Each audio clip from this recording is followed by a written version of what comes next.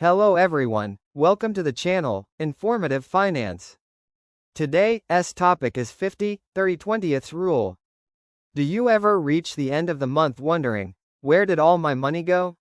You're not alone. Managing your finances can be stressful, but it doesn't have to be complicated. Today, we'll break down one of the simplest and most effective budgeting methods, the 50-30-20th rule. By the end of this video, you'll know exactly how to use it to balance your needs, wants, and savings, without feeling restricted. Section 1. What is 50-30-20th rule? The 50-30-20th rule is a simple budgeting framework designed to help you manage your money wisely. Here's how it works. 50% of your income goes to your needs, things you must pay to live and work. 30% goes to your wants, things that make life enjoyable. And 20% goes to savings and debt repayment, securing your future.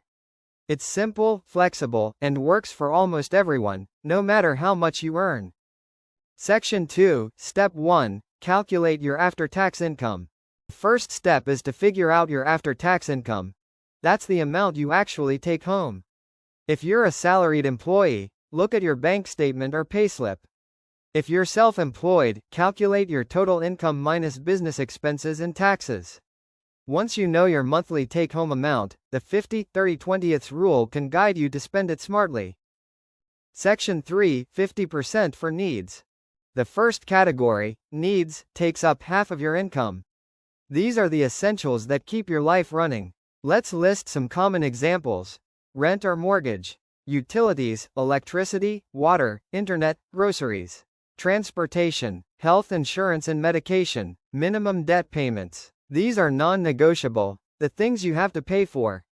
If your needs exceed 50% of your income, that's a sign to either reduce costs or adjust your lifestyle, like finding a more affordable apartment or cutting utility usage.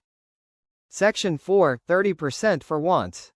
Now comes the fun part, wants. This 30% portion is what makes life enjoyable and comfortable. These are things you like to have, but don't need to survive. For example, eating out or ordering food online, subscriptions like Netflix or Spotify, shopping for clothes or gadgets, vacations and weekend getaways, hobbies and entertainment. However, it's important to know where to draw the line. You don't want your wants to turn into financial stress later.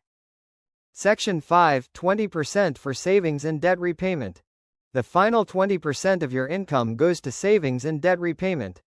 This is your future fund, your safety net and your path to financial freedom. Here's what falls under this category. Emergency fund.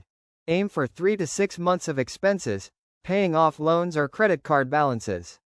Investing in mutual funds, stocks, or retirement accounts.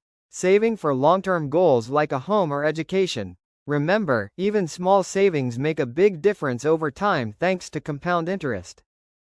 Section 6, How to apply the 50-30-20th rule. Let's put it all together. Here's how you can start using the 50-30-20th rule today. Step 1. List your total after-tax income. Step 2. Track your expenses for a month using an app or spreadsheet. Step 3. Categorize each expense as a need, want, or savings. Step 4. Compare your actual spending to the 50-30-20th target. Step 5. Adjust where necessary, maybe cut down on wants or find cheaper alternatives for needs. With time, you'll naturally find your balance and stay financially in control. Section 7. Why the rule works. The beauty of the 50-30-20th rule is its simplicity and flexibility. It gives you a clear structure to live within your means while still enjoying life. You don't need complex spreadsheets or financial jargon, just 3 simple categories. And as your income grows, this rule helps you automatically increase savings without overthinking it. Section 8. Customize it for your lifestyle. Not everyone's life fits neatly into 50-30-20ths, and that's okay. For example, if you live in a city where rent is high, you might go 60-20-20. Or if you're aggressively saving for a goal, maybe 50-20-30ths works better. The key is to stay consistent and make sure you're spending with purpose, not impulse. And that's the 50-30-20ths rule. one of the easiest ways to build financial discipline without sacrificing fun. If you found this video helpful, hit the like button, subscribe to our channel, and share it with someone who wants to get better at managing money. Remember, small, consistent financial steps lead to big results. Thanks for watching, and see you in the next video.